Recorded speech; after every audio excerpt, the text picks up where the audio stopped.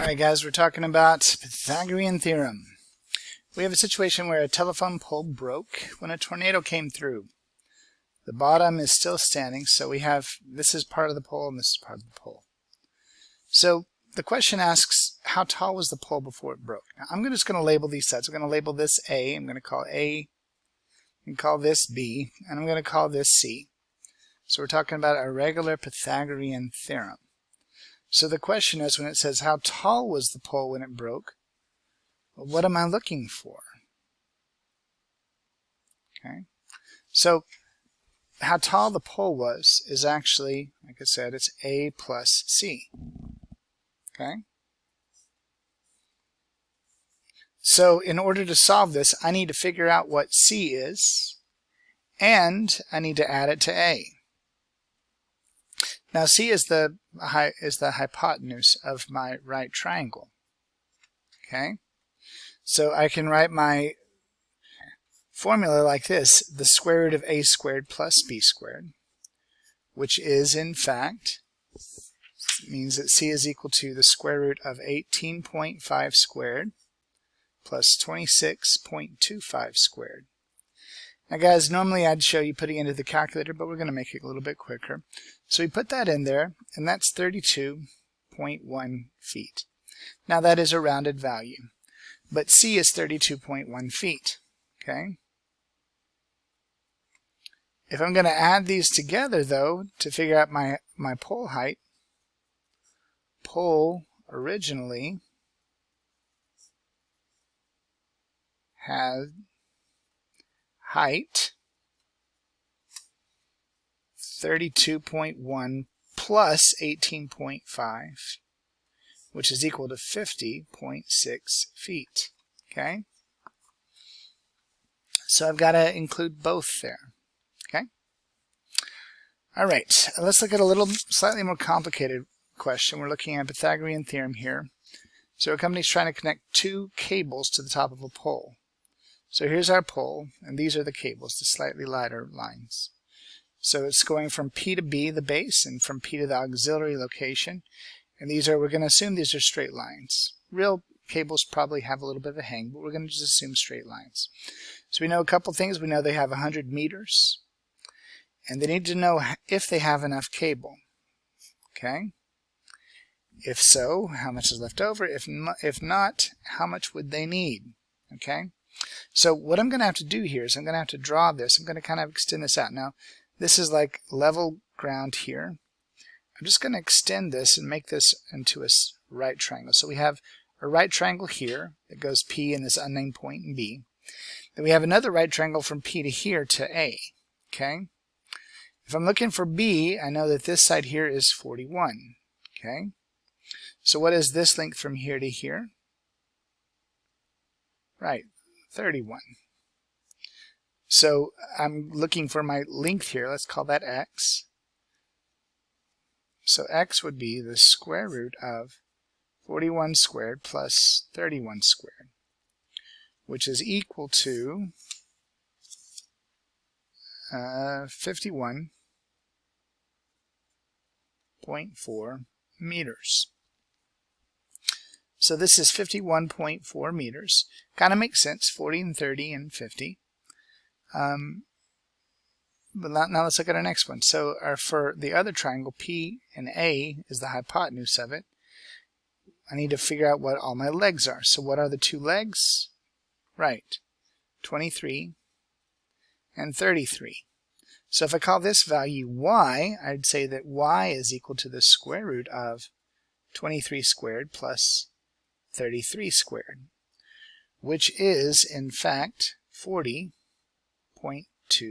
meters. So y is 40.2 meters. So you're looking at this, and we've solved for x and y, but we haven't answered the question. The question is, do they have enough cable? So do they? Yes or no? Yes. There is enough.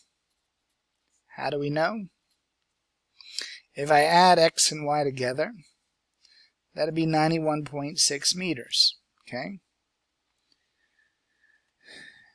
It will take we'll round it. We'll say it's about 91.6 meters to connect P to A and B. There will be how much left? 8.4 meters left. Okay? So that's a Pythagorean theorem application question. Okay? If you know two sides, you can figure out the third side in a right triangle. We don't always know two sides. That's when we get into the other part, which is our trigonometry stuff. Okay? So this first one, the first trig question here, this is kind of a goofy one. I'm going to cover up the other one just so we can focus on this. So it's like, I think of this as like a James Bond type situation. We have a guy who's running away from a villain, and he's got a shark tank, and he needs to know if he can jump across. Okay, so George here needs to know, can I jump across this tank? Good question, George. Can you? So George, let's see, he can jump 20 feet. So if this tank is 20 feet long, he should be okay. If it's 30 feet long, not so much. If it's 10 feet long or shorter than 20 feet, he'll be fine. So he needs to figure out exactly how far it is apart. So George is 5 feet 6 inches tall. His eye level is 5 feet. So it's important that you would measure from your eye level to try to get an angle. So he's looking at an angle here, and the angle from his eyes to the other side is 15 degrees. Okay? So this angle here is 15 degrees. Now, since his eye level is 5 feet, that means that we have a line here that's 5 feet. And this is a right angle. Okay? So it is a right triangle. We have a side of 5 feet. We have an angle of 15 degrees. Now we want to label our sides here. 15 degrees, 5 feet is the opposite side. The line of sight would be the hypotenuse, and that leaves this one as the adjacent. Okay? But the adjacent, that's our x. We want to know what x is, because we are using the opposite and the adjacent, 5 and x, and we don't really care about hypotenuse. When we look at do our quick run through on SOHCAHTOA, we're looking for the one that has the opposite and adjacent. So is it sine, cosine, or tangent? Sine is opposite and hypotenuse. I don't care about the hypotenuse in this one. Cosine is adjacent and hypotenuse. Again, I don't care about the hypotenuse. Tangent is opposite and adjacent. So that tells me that I'm going to use my tangent ratio. So my equation is tangent of 15 degrees equals, now I need to put it correctly, opposite divided by adjacent. So my opposite side is 5. My adjacent side is x. Okay? Very important that I have that marked out like so.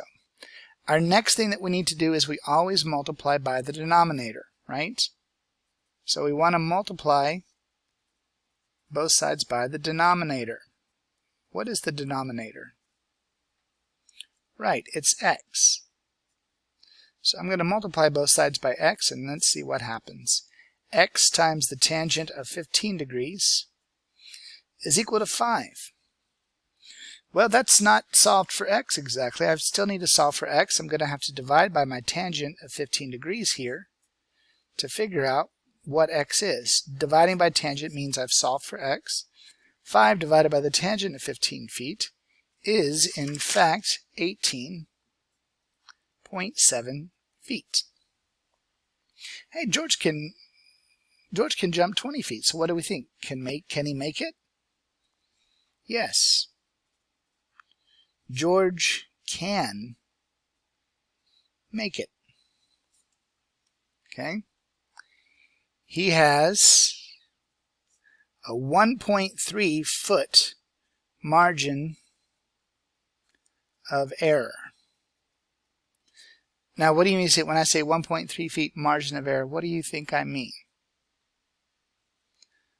The margin of error means he can jump 20 feet, and the tank is 18.7 feet. So he can start up to 1.3 feet behind it. If he starts too far further, like for 2 feet, he wouldn't make it. So he needs to be pretty close to the edge here in order to jump over it. All right, our last one is actually a little bit more simple than the previous one. We're talking about Stacy's department store. Not Macy's, Stacy's. Okay. We have a department store here that they need to have an 80-foot tree. So they measure 20 feet from the base. This is a right angle here. And they need to know if this height, they need to know what that height is. We'll call that H. Okay? So my angle is 75 degrees. I'm looking for my opposite side, so I have my opposite side first is H. So there's my opposite. Okay. Now the 20 feet is my other side that I'm interested in. I need to know, is that adjacent or hypotenuse? Well, this is my hypotenuse. So that makes this the adjacent. Okay. So I have opposite and adjacent. Just as before, I know it's a tangent because tangent is equal to opposite divided by adjacent. So my ratio should look like this. Tangent of 75 degrees. I want to put the opposite over adjacent. My opposite is my unknown H. My adjacent is my known 20. To solve this, I need to multiply by, both sides by, 20 times 20 times 20. Okay? That'll actually cancel this out. So this is H on this side. 20 times the tangent of 75 is 74.6. So I've got a 74.6 foot tree. But Stacy's is looking for 80 feet. So this is too short.